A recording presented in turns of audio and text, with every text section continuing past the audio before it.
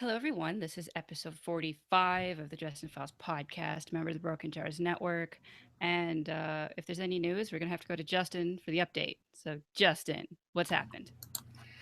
I think we talked about it a little bit last time. He was at Phoenix Comic Con, so he did some more Q&As, and um, he had a couple other videos out there. So I've only watched the main Q&A video. I think we've talked about, or I've read about it, so it's rattling around in my head. So we still don't have any peace talks yet. So if that's what you're here for, bummer. But hopefully we're going to have him in his house towards the end of June, which means that he'll start being able to work on it. So hopefully, really, it means this Christmas-ish, give or take a couple of millennia. So his whole drama, if you're not up to date on that, is that his builders were building him a house. They're about 18 months behind schedule, which kind of fit with the delays that we've been seeing. And it turns out he did some soul searching in the last 2 years and found out that he really can't write unless he can pee in the corners and make the room his. So that's been his delay there. He, as far as new material and stuff, so he's been doing some short stories. What's probably going to end up happening first is that he's going to finish Briefcases, the next anthology, just because he's literally one or two stories away from having that done.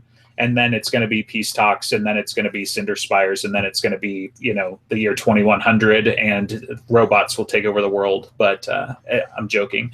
The next short story is A Fistful of Warlocks. We've talked about it on the show before. That's going to come out in a couple of weeks on July 4th.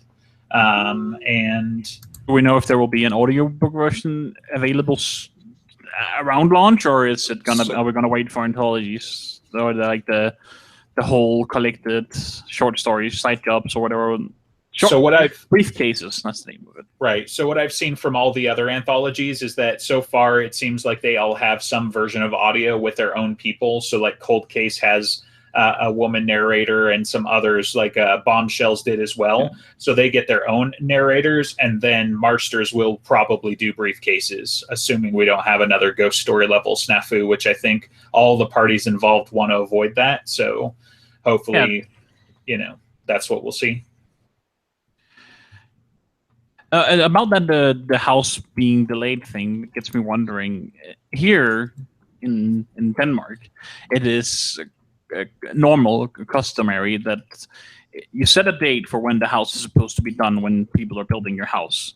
Right. And are they not done at that date, there's something called daily fines each day. They go over that time. Right. Another thing in America? It probably varies based off of the contract. I don't have enough details or expertise in the area to really weigh in one way or the other. He just said it didn't get done when he had expected, when he had originally planned, and that's kind of what's impacted him. So I imagine somebody's semi-famous and rich like him, he can chuckle at that if he wants to, but he probably can afford the kind of lawyers that would have to go after these guys if something like that was going on.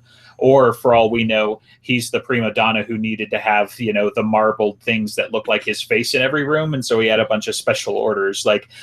We have no idea is the point. I was just wondering, because I got the impression that it was kind of the norm that when you get a house built, they go way over time, like in the US, from other people. Yeah, and even if you can sue them, you can sue them for the money. You can charge them for taking longer, but it still takes longer. You can't force them to go faster.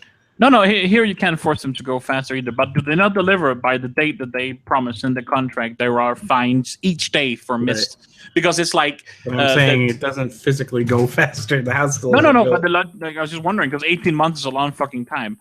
Right. So I was just wondering, because the whole logic behind it here is that you plan usually to move in by that date, so you'll have to arrange to live somewhere else, maybe a hotel or something. Right. So that's why there's these daily just fines. Really salty, and you want someone to suffer for it. Right. Yeah. I just really want the next book. It's been 3 fucking years. I mean, thinking about it, even definitely don't go on a witch hunt and try and find the contractor, because for all we know, the municipality he was in delayed licensing or stupid shit like that. That's kind of the thing with housing. And right, unfortunately, we're still suffering and bleeding out, and we're not really all that much closer to peace talks, but we at least know what happened. and hopefully we'll get it in the next 6 to 9 months ish. Is kind of my prediction / understanding, but who knows? I mean, we've only said that 4 times, so I wouldn't. It's the 8th time we've predicted the apocalypse, so I wouldn't trust us either. But that's not until the trilogy. Right. So his Q&A, beyond talking about that and everything like that, he kind of reiterated. He had a little bit more detail about his young adult series that he's coming up. I think in some of his other Phoenix Comic-Con material, which I haven't seen, he also kind of hinted at he still was doing 2 spin-off series, and one of them was going to be about a new male character from Skin Game. So I think the leading theory is Goodman Gray. So that has to be Goodman, and I'm hyped for that because I really like his character. That could have been the tongueless dude. What an entertaining book. Dude never said anything. If actually character for Skin Games, I would want to read a lot more than Goodman, or I think Goodman is interesting. Right. I would much rather have a binder book. Sure. No, I think that's fair too. I mean, definitely Mark Shepard, right? Is that the actor's name? Like he needs some more work. So Crowley from right. So, you can read those. Like yeah, perfect. Yeah. Either read them or literally let's get a Dresden spin-off series before we get the main thing going on. Let's do an Avengers style where we'll set up all the side characters and all the villains, and then we'll do the Harry Dresden series, with everybody all in one. So. So there'll be procedural cop show with Murphy? No, we already did a procedural, so we're good. Let's try something a little different. So. Or at least make Murphy blonde this time. Yeah, that's just not important though. But yeah. And honestly, it was great because Butcher likes the actress so much. I was totally, by the 4th or 5th episode, I was willing to give him a pass until they got to Stormfront, as the episode literally tiled as such, and freaking Rodriguez was blonde and totally Murphy. And I'm like, you literally flopped the actresses. But anyway, that's not what we're talking about today. So, as far as news goes, I can't remember anything else specifically. A week ago was wrapping up World Builders. So hopefully you participated in that if you had the opportunity to. And then a really cool McAnally's shirt. Yeah, World Builders. So which author is it again? Is it... Rothfuss, Patrick Rothfuss. Yeah, so Rothfuss does his charity thing where they sell stuff or something, right? Yep.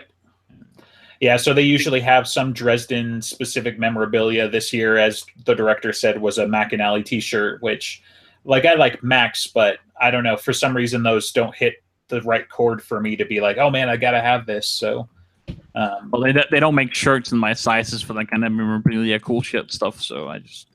Gotcha. I never really get in on it. Yeah. Well, last year they had Polka Will Never Die, and I think it had a lightsaber on it, which I'm right. I really wanted that. I saw that. I love Butters. I love Butters. Yeah. So we're doing specific character discussions today, and Butters is going to start us off. Totally. So part of why Butters is going to start us off is because literally this morning I read day 1 finally. So now I think I only have to read Jury Duty, and then I've read every single short story at least once. Which is that in? Because I haven't gotten to that. I need to go find that on Audible. It's Unfettered 2, Unfettered 2, and Sean something was the guy who edited everything together. I picked it up for $10 on Kindle and $2 for the Audible narration. So I don't know if that actually includes it like an audiobook or not, because I haven't listened to it. I was just like, I'm gonna read real fast and then I'll be ready. But just so we're clear, the spoilers all the way up to Skin Game and beyond, really, because I'll probably touch on day 1 a little bit. There's nothing too crazy to spoil, but the first line of day 1 will spoil Skin Game if you haven't read it. So just maybe we should start with every episode with the full spoiler podcast again. But I think people are used to it. But we could get new listeners. Right. Yeah, who knows? We could go hardcover, and then we'll have a whole new audience. So. So Butters, Butters is awesome. He was meant to be a throwaway character. Jim does another forward for day 1 that kind of reiterates all of this as well. So if you weren't familiar with it already, Butters was totally meant to be in one throwaway scene in Death Masks, I think was where he was introduced. So it's the scene with, what's the dude's name? We talked about him with the church mice, but Garcon? yeah, that sounds right. So yeah, Garcon, because, yeah, anyway. So dude is basically all sliced and diced, and Butters knows something's up, and it turns out retconned that Butters was the medical examiner from Bianca's party as well. So he's more or less been literally given the graveyard shift as a medical examiner, because he refused to back down when he found out that some of the corpses from Bianca's place were non-human. Even though they were similar to being human, they were not. I think the wording was definitely human, but definitely not human, or something like that. It was some weird wording. Well, it's kind of the difference but between not human. Right, the difference between dogs and wolves. Same form factor, similar species probably, but clearly distinct. But yeah, so he was meant to be a throwaway for the scene where you basically find this dead body that the Denarians, what the hell is her name? The daughter, Deidre, thank you. I knew it was another D, but that was as far as I'd made it. So Deidre had basically, cut him up and tortured him and things like that. So after after Butcher wrote those scenes and everything like that, that's when he expanded his lore and kind of hooked him into the world and things like that. Because as he puts it, he literally intended him for a throwaway chapter. And that Go ahead. Jim stated somewhere in a Q&A that he literally ripped off the character from The Prophecy that was the Irish medical examiner and just made him Jewish instead. Yep, absolutely, and he owns that in the foreword in Unfettered 2 as well, where he's like, no, I took the guy, I cloned him, I changed his hair color and made him shorter and skinnier, and it was pretty much the same guy because he was meant to be a throwaway. And then he realized that when he went hardcover, which was the joke earlier, if you didn't catch on to it, so he wrote. Blood Rights was book 6. So when he was getting ready to write book 7, he was thinking proven guilty until his editor said, maybe you want something that's a little bit more exciting. Don't ask why. And you saying going hardback? Right, exactly. I'm not saying that. Right. So if you've heard those stories from his Q&A and everything, he suddenly needed to switch things up. And he even discusses this in the forward a little bit, where he's like, some some necromancers who were getting ready to jump him a little further down the road got bumped up, and suddenly they were dealing with an even more inexperienced Harry Dresden, which suited him just fine. And then when he was looking for a sidekick for Harry, he was like, well, I could do this medical examiner who's really smart but tactically irrelevant. And there's Butters for you, where it's like Butters is really sharp, but definitely in Deadbeat, he's next to useless as far as Harry's concerned. So he's a liability straight up. It's covered in the book. So yeah, might be the same Q&A that I'm referencing, is that when he was preparing to do Deadbeat and doing all the outline, he had like the major points, but he wanted to figure out the sidekick. He hadn't quite done that yet. And so he just put on his website a poll of who do you want? And people like overwhelmingly wanted more Butters for some reason. So wow. This is a good idea. Oh, I had no idea, actually. That's awesome. I think it was in that book, I think, when he was preparing for that, when Butters became more than a throwaway character, they was like, he could be the next one of the next knights, and he kind of put that in there. Right. So I think it was when he made that book that he started planning for it. Yeah, actually, and I mean, you can tell that because none of us, I think very, very few of us anyway, caught on to it until Skin Game. But basically, Harry is there with a defunct Denarian, basically, who's going to kill him, and doing it slowly so that he can savor the taste, basically. And Harry prays for a night, for all intents and purposes, and no one shows up except for Butters and Mouse.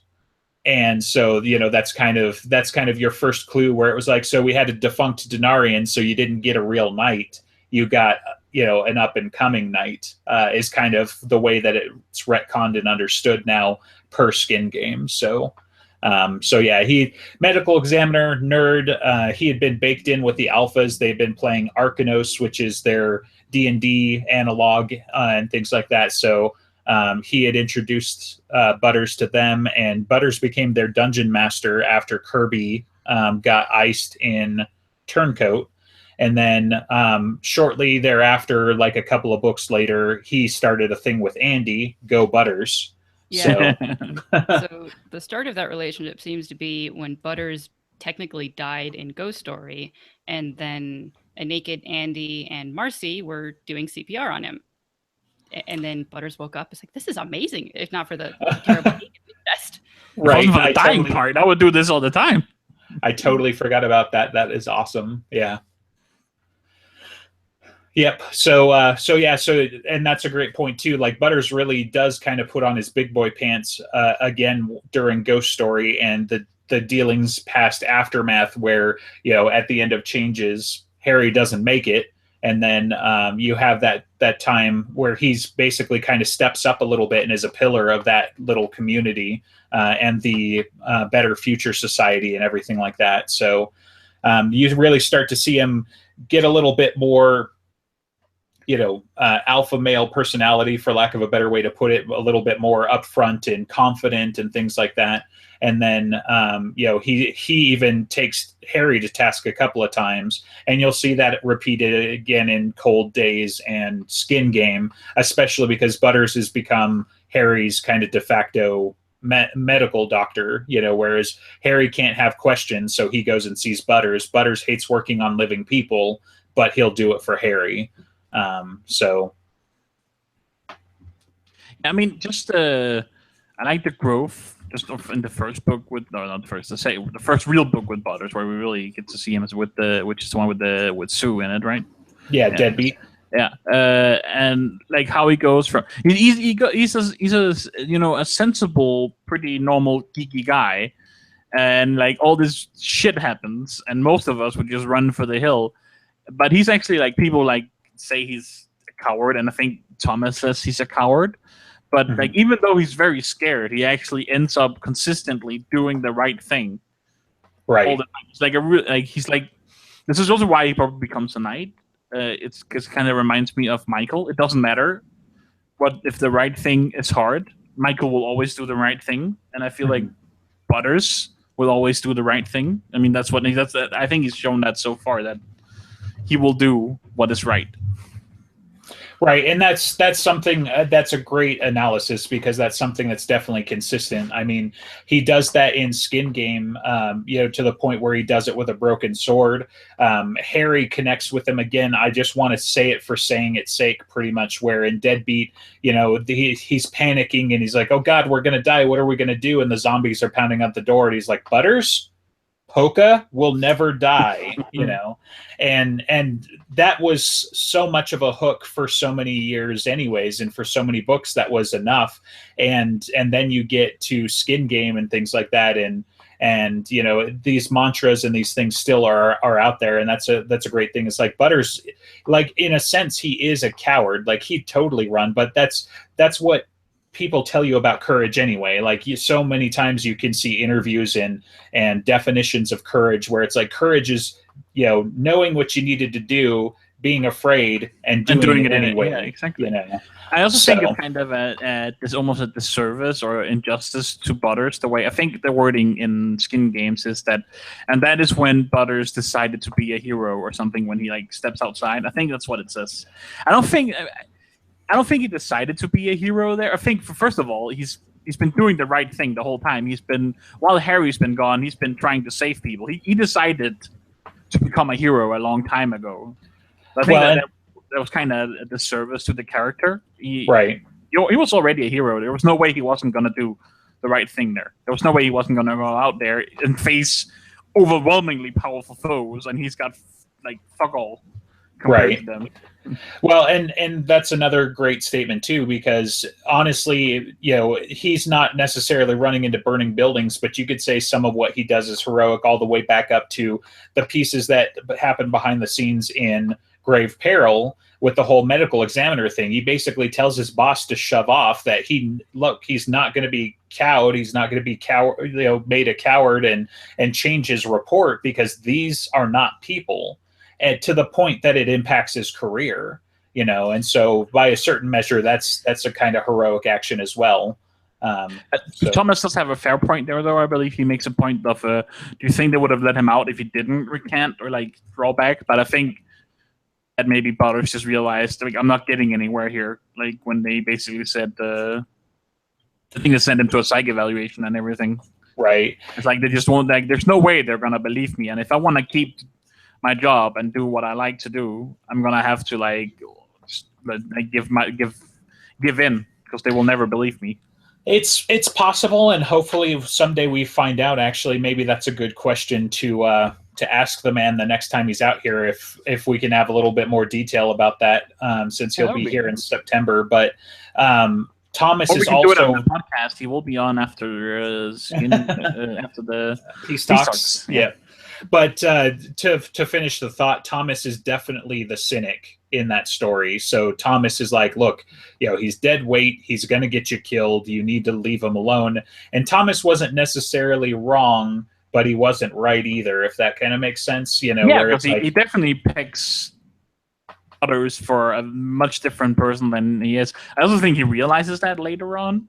I think he quite likes Butters as they get to know each other. But Thomas is the cynic of the Dresden Files. He is a very cynical person. So there's something fun about the phrase "Polka will never die." I think it's a fun phrase and everyone loves it. But at a Q&A, someone asked Jim a question. It's like, well, if you initialize it, it's PWND, like pwned. Is there a connection there? And Jim's his reaction is like, "How dare you think of such a thing of me? And damn you for figuring it out." That's awesome. I didn't know that either. That's amazing. Sometimes I feel like there's cool shit that just randomly happens, and he's just coy about it, and he didn't plan it at all. I don't know if he probably did, but it's just sometimes I feel like when he does that, he's just like, shit, that's really cool. Okay, play it coy. Just let them think I thought this shit up.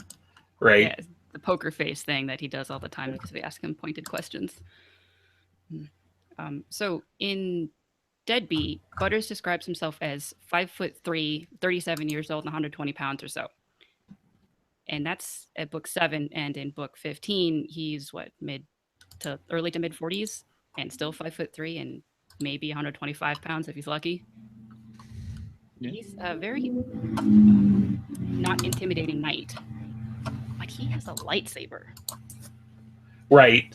I think he's getting some physical training from Thomas, from Michael. He can definitely bulk up, even though if he isn't very tall or anything. Get some muscle. He's not going to be able to do much, but he's getting better. But it's offset with the glowing sword. Well, right. So go ahead. I was going to say, so mild spoilers. So this doesn't necessarily affect the verse as a whole, but it's definitely going to solidify some of these concepts for you for day one. They don't mention Butters getting ripped or bulky. This isn't a fixed style transformation where he turned from a mouse into a lion, basically. So you don't get that same kind of transformation out of Butters from what I read and understood, which I read it a little fast. So I'm definitely going to go back and take my time with it next time. But the main thing with Butters, out of the things that you've discussed that I kind of overlooked myself as well, especially with some recent changes that I've gone through, dude's still got glasses.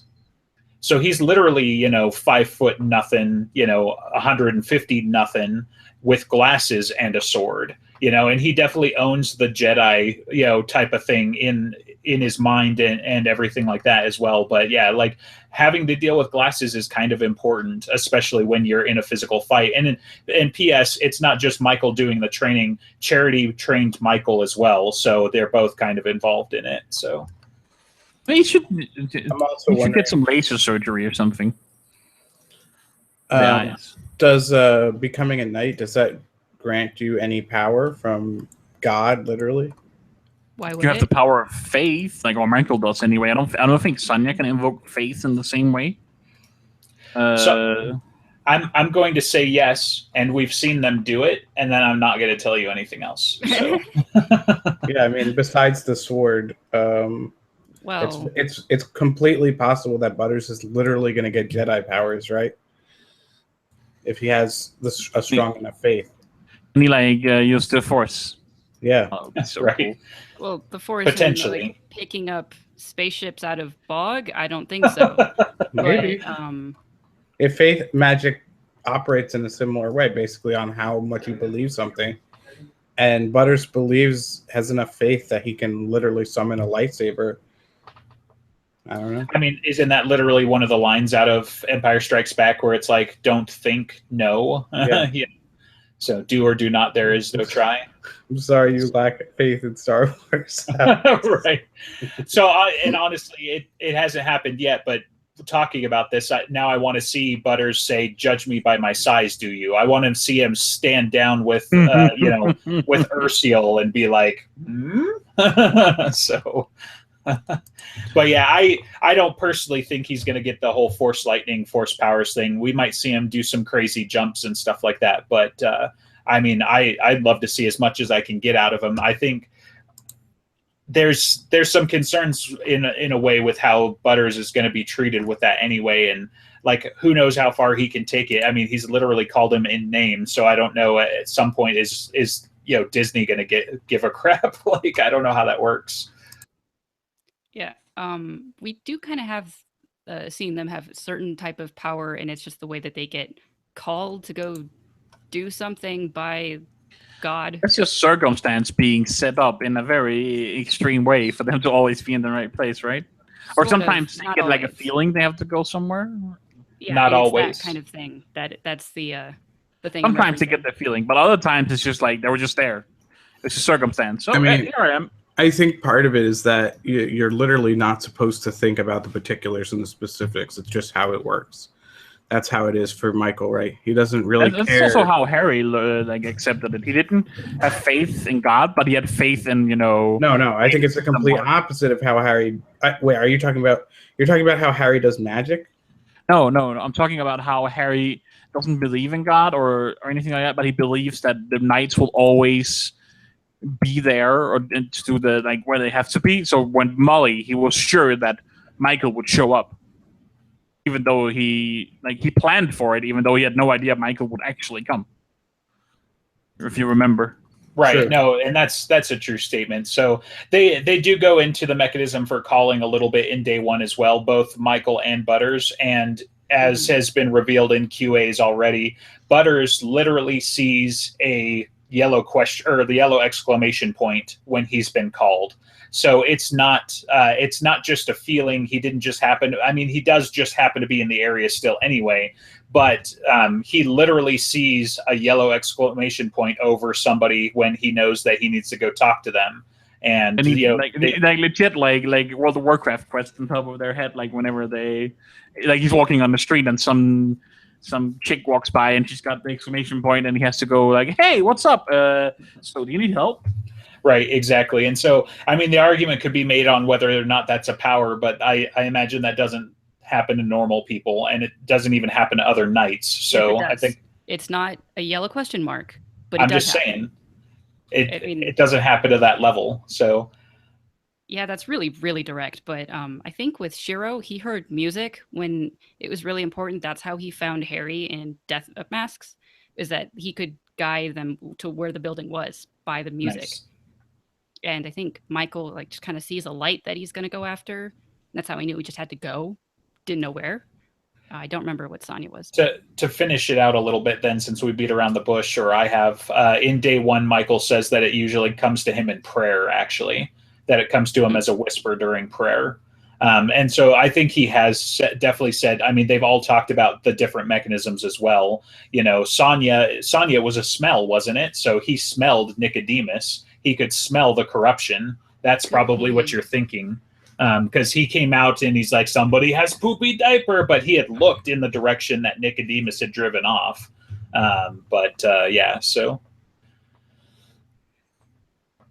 I don't But remember. we also don't know if they have those powers because they're knights or they're knights because they have those powers. Okay, Sonia. They Yeah, have good those point. powers because they're knights. Yeah, like he Why? could just be crazy, No, but no. I mean, like they could just get that from their faith versus the mantle Well, there or is the whatever. whole touche. descended from kings thing.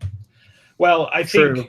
I think for the Knights though, it's not really a chicken or the egg. It's a both. You know, like we haven't seen anybody who has that kind of faith without also having been a knight, I guess. So, you know, certainly it seems like you have to have that faith before you can wield the sword, right? Because Karen has the faith, but she's not a knight.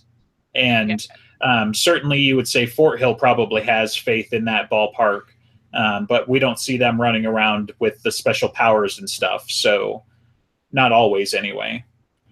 So in a way, Charity, though, she had the same kind of powers as well, because in Proven Guilty, she was able to find Molly. Like Dresden had to do some of it with the blood, right? But I thought in Arctis Tour, like it was kind of alluded to. Maybe that was just the scream.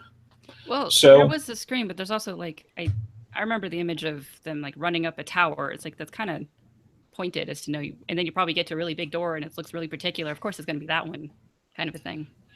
right, a little weird for Mab to be so obvious, huh? So Almost She's like getting she wanted nosy in them her to old go age. there. yeah, All right, are we done with Butters? I think so. I'm never done with Butters. Well, I I did know. want to say, because I had to get up for a minute, Butters it has become very close to, if not my favorite character. I mean, I think that was the greatest like moment in the series, period. Just want to say it was my favorite character before it was cool. I can't think of it. Even the dinosaur zombie, like I can't think of another moment that was cooler and like fully satisfied me. see, and I definitely loved the magic circle in Deadbeat as well. I think that's where I fell in love with him, and because that was one of those moments where I felt like cheering, you know, while I'm listening and reading the books and everything like that. And so Butters has definitely been a longtime favorite. He's easily in my top 5. I hope they don't ever have to battle because I think Ebenezer would crush them. But yeah, so for me, the heroics is better when it's the guy who doesn't have powers, right? You know, it's the guy who isn't flying around in the super suit and can't bend magic and things like that. So even up to the early parts of Skin Game where Butters is literally running around with nothing but what he knows and Bob to power some magical tricks was amazing. And I don't love him less because he's a Jedi, but that's definitely going to change it up a little bit.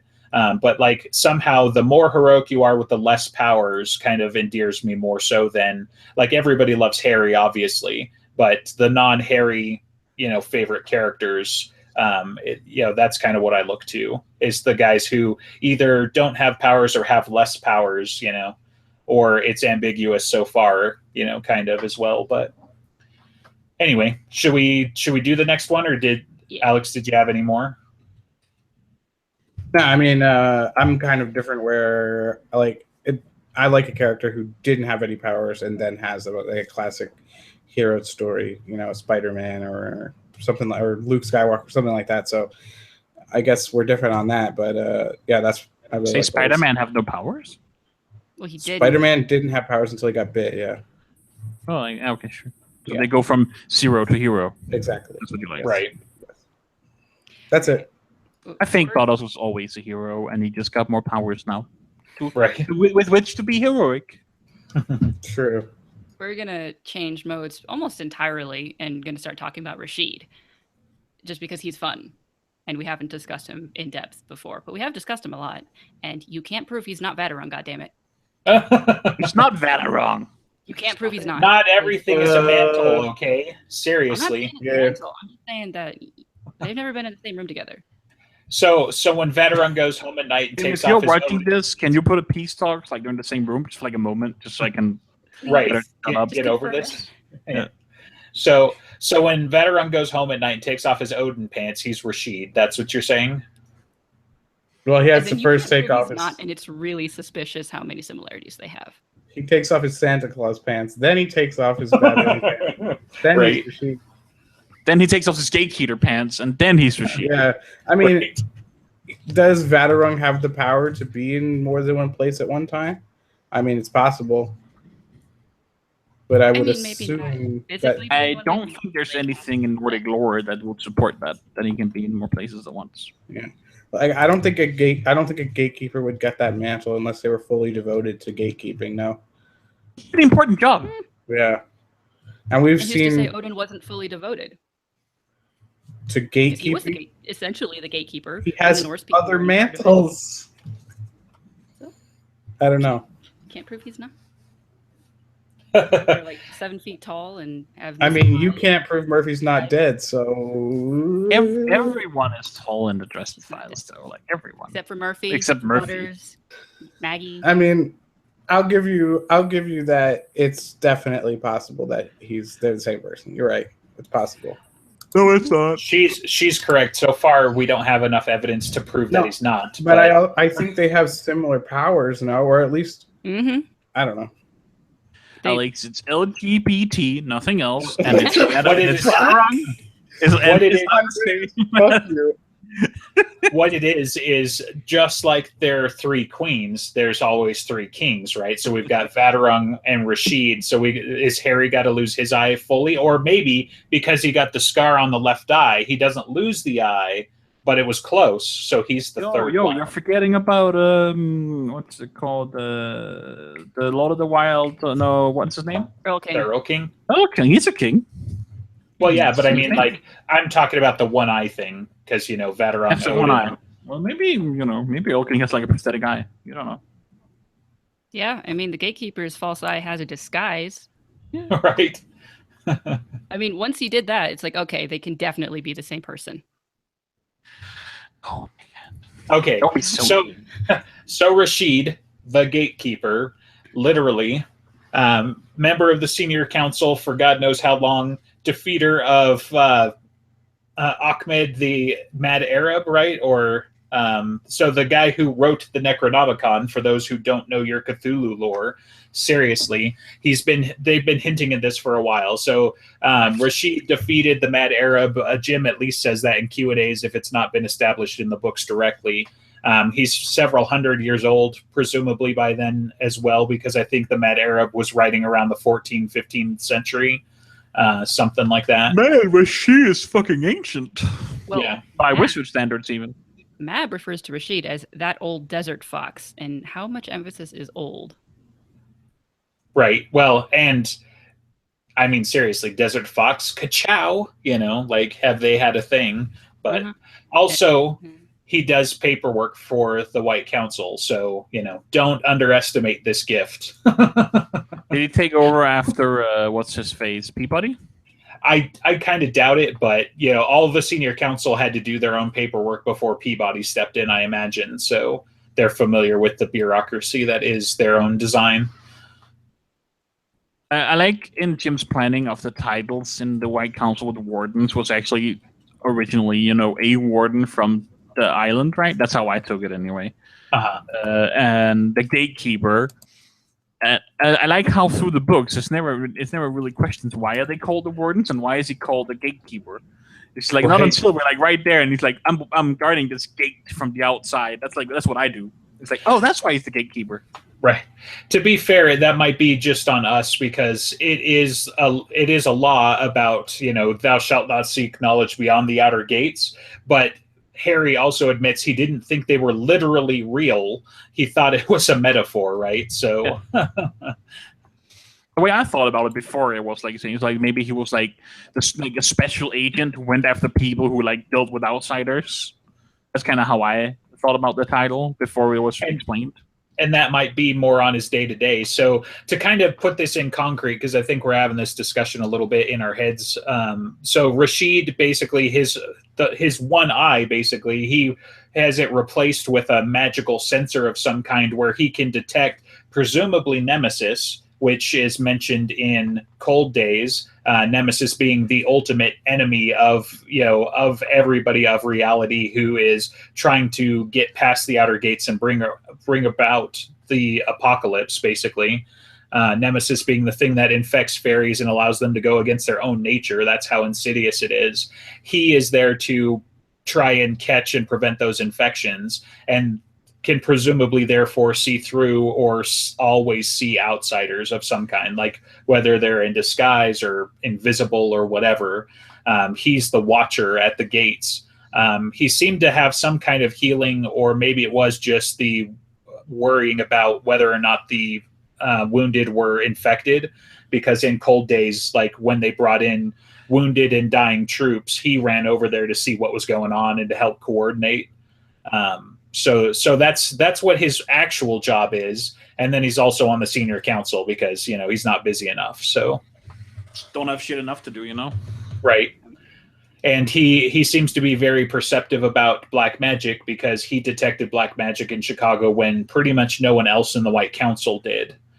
Or at least they had to be there. I kind of felt like that was his excuse, that he's like, I felt black magic. In reality, he saw the future, or some of it anyway. That's fair. So, and he can't really mess with the time streams that much. That's against the law. Right. So like, and Harry, I can't say too specifically, but black magic, it's not Molly, totally. I didn't see that. Right. And that's a fair statement too. That needs to be covered. So it's not only just being able to see the outer gates, but he can also see into time somehow, up to including the multiple possible paths and things like that. So he's very reluctant to meddle directly, because you got to be careful with that shit. But he can do that as well. So is that breaking the law? He's not swimming against the currents of time, which is the phrasing, but right. He is looking at it. Here's the real question you should ask yourself. Would Morgan have a problem with it, but begrudgingly let him go if it was Harry? So I think he's violating the spirit of the law, but not the letter of the law. Kind of like what Harry did with Sue. Right, yeah. Exactly. You know, so I think Morgan would hate it, but it also seems to fall into a category like the Blackstaff. Almost certainly Morgan had to understand about the Blackstaff and Ebenezer's role for that. So maybe Rashid gets the same leeway. Actually, Chandler, when he came onto the podcast, Jim said that Chandler, he kind of knows things about time, and everyone just kind of lets it be as long as he's watched a lot. So Morgan had to have known about Chandler, and probably the same feeling towards Rashid. It's like, is that like Chandler's, you know how people have different innate talents, and his is like time magic? Yeah, so he just kind of like has a feeling, and people can ask him questions, and as long as everything is oblique enough. It's so unfair to the people who have like forbidden magic like aptitudes, like Molly, who's like very good at mental magic, and she's basically not allowed to do it. It's so mean. Who would do such a thing?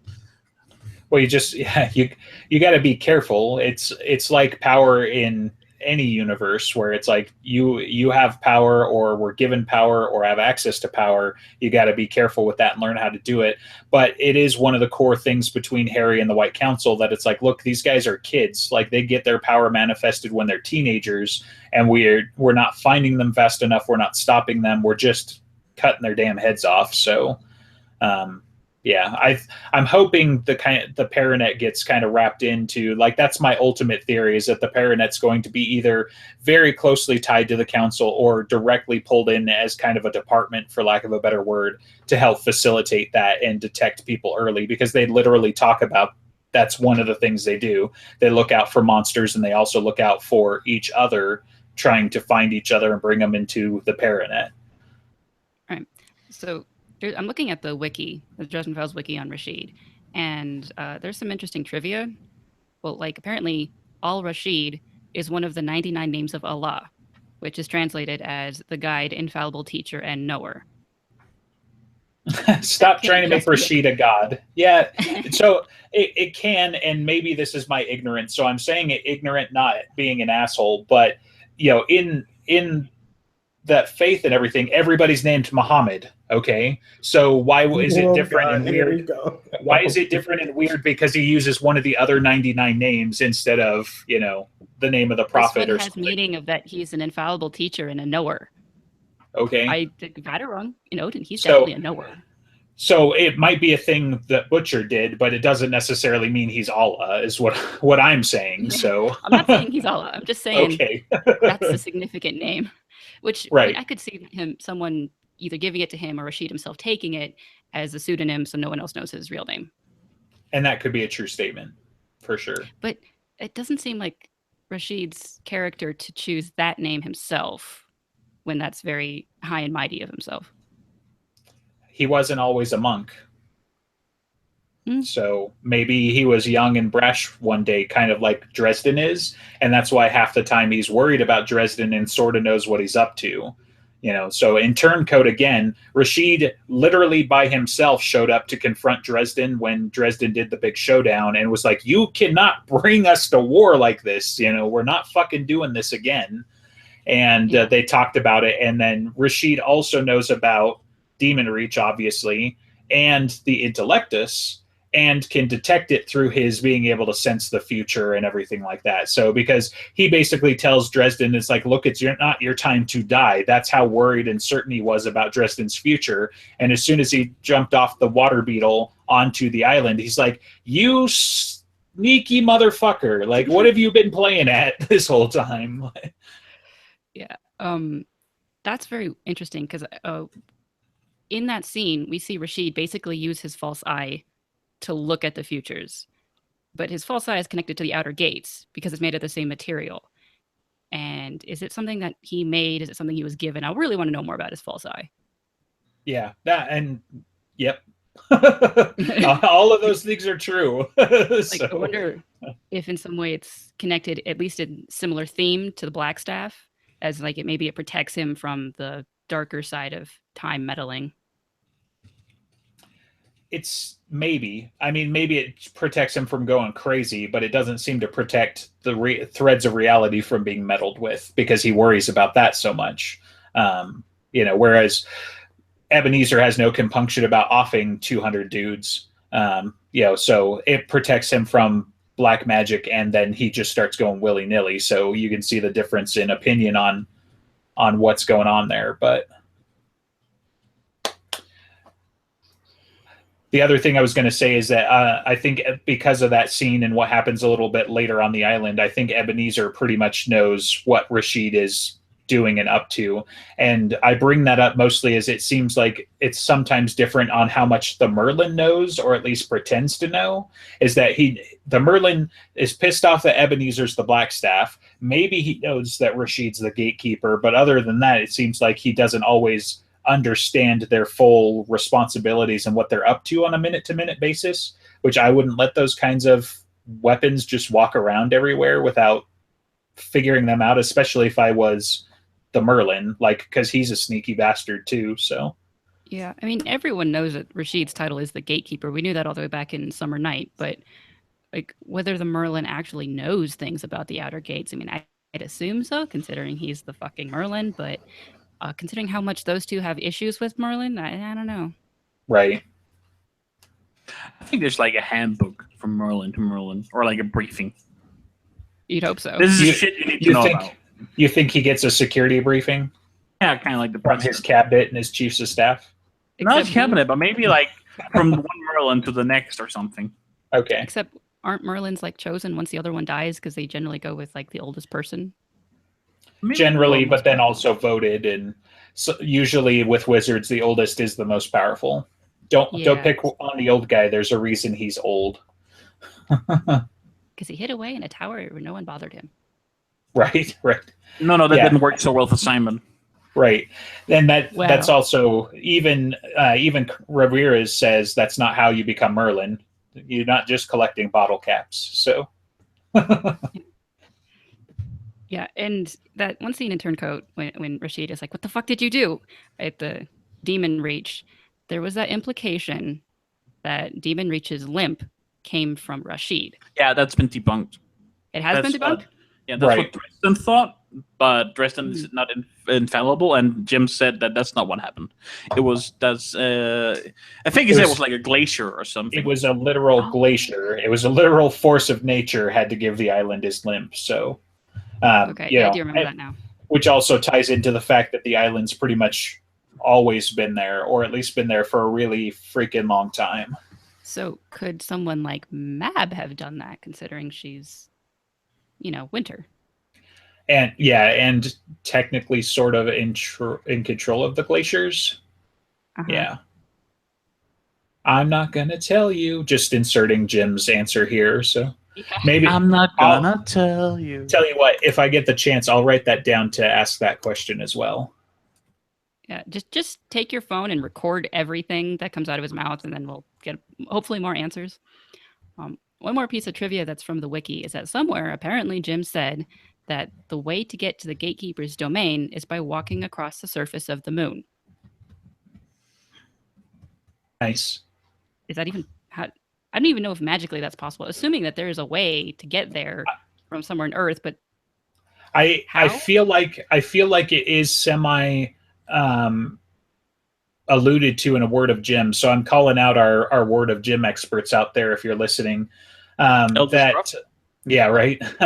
So, but if you say his name 3 times, he'll appear. So be careful. He's probably busy or in the tub or something. But I think he said and implied that the Never Never does.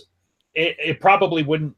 Well, I don't know, because the more that I'm saying this and building out my theory, the less it makes sense. But I think he's implied that it does, that like the Never Never does extend to the local Earth Moon, like local orbit a little bit, which I always took to imply the moon. And thinking about it, I mean, there is mythology about the moon. So Apollo had to live somewhere theoretically and things like that.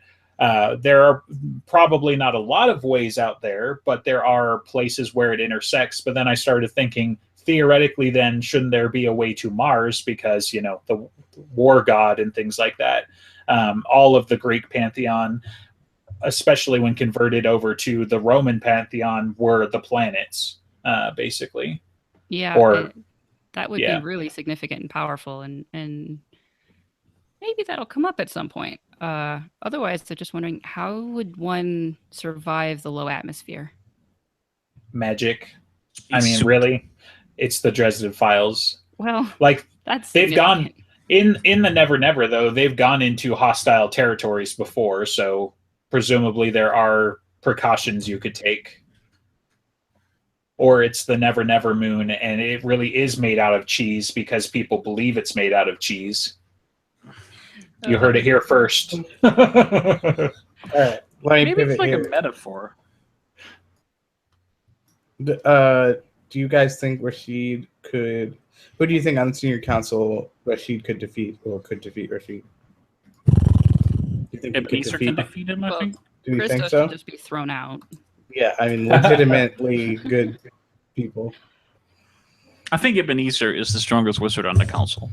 Perhaps only rivaled by the Merlin. Well, we know. Well, I mean, Ebenezer can cheat. Yeah. Like Blackstaff aside, I just think that also that's the way he is around the council and stuff. I just feel like he's the biggest badass of them all. Like he's like really strong. If Rashid can do shit like transport people to the outer gate and just throw them to the other side. I don't think he would do that, but what kind of weird ass Mortal Kombat fatality would that be? Like he grabs the dude and is like, "Get over here!" and takes him and throws him over the outer gate. You know?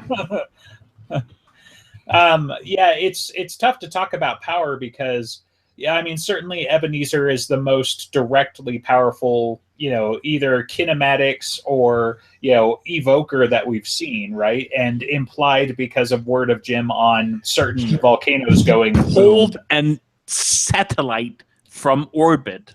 Which is insignificant next to the power of the Force. I mean, he blew up Tunguska. Okay, like let's start with that. I mean, I get it. I know he has a lot of feats, but just playing devil's advocate here, right? The smartest wizards don't confront the more powerful beings straight on. So, and I feel like Rashid's really fucking so smart. hard if we gotta discuss subtleties. No, but I'm saying I think Rashid is probably one of the smarter people on the console.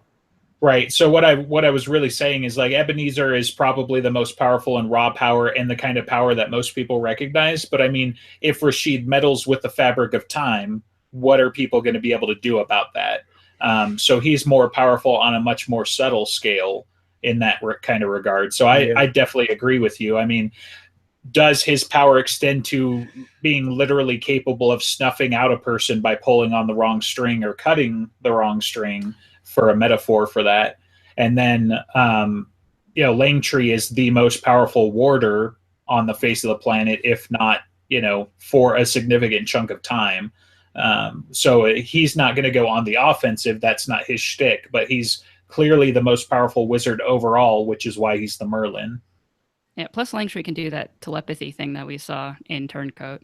But also, we haven't ever seen Rashid or Martha Liberty or Injun Joe or Ancient Mai or the Merlin ever actually throw down. Not magically Ebenezer speaking. we've seen Ebenezer down 200 people with the wave his arm, but we haven't. Well, seen that was the Ebenezer Black Staff, to be fair. do anything. Yeah, it's still him. So we had that little bit, but that still wasn't a lot for Ebenezer.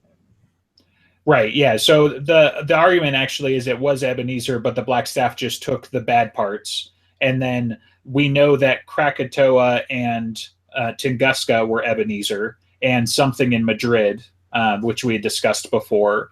The only thing we've really seen out of Injun Joe is healing magic and shape shifting. So he's literally never even magically flexed his muscles from what we've seen. It's implied. Let's see. So think back to the Battle of Sicily. Do you remember who stayed behind to stall the onslaught of the Red Court army? Because I remember it was Ebenezer and somebody, and I want to say it was either Injun Joe or Rashid. Okay, was it? But that I was thinking Morgan. Is that wrong? No, Rashid, yeah, it is. He was there. He was in Chicago. Right. Okay. Yeah, so you might be right that it was the Merlin and Ebenezer, because Harry does talk about, like, oh my God, he created wards that were powerful enough to hold off the Red Court, like all of it, and some outsiders. No, I'm thinking of the wrong stuff, because I was remembering Proven Guilty, not Deadbeat. It is Proven Guilty, right? It is, isn't it? When, Deadbeat. No, in Deadbeat is when they talk about the Battle of Sicily. And that's when Ebenezer had stayed behind with someone. It might have been Rashid, I guess, because now I'm forgetting. And the Merlin did that one giant ward that actually protected them. Right. Yeah. So they didn't get there by eating Cracker Jacks. Like they can do some cool, powerful shit. And it's very. I mean, Jim has hinted that in the later days, like, we truly haven't seen some of these guys on Cork yet in the books, and we're going to, certainly at least by the BAT. I think at least somebody is going to go Nova in peace talks. I don't think all of them are, but I think somebody's going to get cornered in peace talks, and they're going to have to slug their way out, and I'm super excited to see that. I worry that it is, but I think you're probably right. This time is running out. If there's anyone who's almost as dead as Murphy, it's Ebenezer. Well, yeah, we got to get everybody that Dresden cares about, right? Yeah, but after Ebenezer and Thomas acknowledge each other as family. True. Ebenezer won't die until the trilogy, probably. But I think what's going to happen is that Thomas and Ebenezer are going to have this kumbaya moment, and you're going to be like, oh man, they're really good. Or even better, it'd probably be more tragic if they didn't reconcile, and then Ebenezer gets jumped, and then Thomas is like, oh, damn it, I missed my chance. So, could go either way in my mind. Yeah, I just keep wondering this one thing about the senior council, now that we brought him up, is how old is Ancient Mai if a bunch of wizards are calling her ancient? You ask too many questions. Older than Rashid, probably? Well, I'd assume so. But seriously, how fucking old is she? But she just drinks a lot of fucking green tea, so she's like really preserved. Immortality. Honestly, yeah, ancient is 100% kind of subjective these days, where it's like you can call certain venerable elders that are still alive today ancient, especially if you're an asshole. Maybe it's something that they call her ancient because it's an honorific from where she came from, or something along those lines. Anything that she does, we don't know what her magic is. She's an artificer. Oh, she makes magical. She makes the dogs. She makes the dogs that sniff out wizards and things like that, and a few other things. But it's strongly hinted in a couple of places. But it's definitely brought up that she was the creator of the dogs. And then I want to say I think it was on Turncoat on the island. They were like, wow, you made a pretty slick ass shield. That would have been tough for Ancient Mai or something like that. But there's some other little offhanded comment where they talk about her abilities in that regard. So if she does the dogs and makes things move, are we going to see the terracotta armies move? I don't know, but yes, let's do it now. What we're going to see is we're going to see Michael Bay direct the BAT, and then we'll have Transformers, magical Transformers fight Outsiders, and you heard it here first. So, well, I have been told by very trusted people that there's going to be something to do with the USS aircraft carrier and a kaiju. Oh, really? Mm-hmm. Once we get off the show, you're going to tell me who that is, right? Wait, is this a leak? Are you leaking right now on the show? Do we have to cut this out? Right? Me. The first ever edit we've had to make. Well, that was the end of the last show of the Dresden Files podcast. We're all about to get arrested. Well, not me, because I didn't sign no NDAs. Oh, fuck. All right. Well, if we need to stop this episode because otherwise we're going to get attacked by the FBI, plug our shit. Great Scott is the Office podcast. Dangerous to Go Alone still going. Alex, you want to talk about high fantasy? We did a business podcast, but I wasn't able to show up to that one. So if you're interested in books and business, go check that one out. I think you're having a special author soon. Yeah, right. Daniel Wilson, who wrote Robopocalypse and Robogenesis, and a new one called Clockwork Dynasty, which I still haven't got my hands on, but they're sending it to me so I can read it. And then he's coming on on July 4th. No, 14th. That's the one. Cool. Awesome. If you want to help us out at Broken Jars, subscribe to the Patreon. It's patreon.com/Broken Jars. Anything you can give us a month, even $1, will help us a lot with server costs. We're trying to be self-funded. There's also, do we have an Audible thing? Are we supposed to? There's probably a link to that in the show notes, or are we not doing that anymore? We think we have it, but I think it's on the Broken Jars site. So if you're the only person on Earth who hasn't subscribed to Audible, please use our link. You get a free book, I think, or 2 free books. You get 1 free book. Okay. Check us out on Twitter, Reddit. We really need more topics. So if you want to be on the show or you want to suggest a topic, comment on the Reddit thread for this episode or message Alex. Director Alex, what's your Reddit actual Atlases? Whoever actually posts it to Reddit is always me. That's true. Or you can email us or tweet us, and we're looking for people. So, and I read the YouTube comments, by the way. Yes, even though they're sad. Check out my gaming podcast, Shylex Gaming. We're probably going to do an E3 wrap-up show soon. I hope. Maybe we're going to record that tonight. There's a show about Night in the Woods that we recorded a couple weeks ago. All right. Is that it? That's it. Okay. Bye, everyone.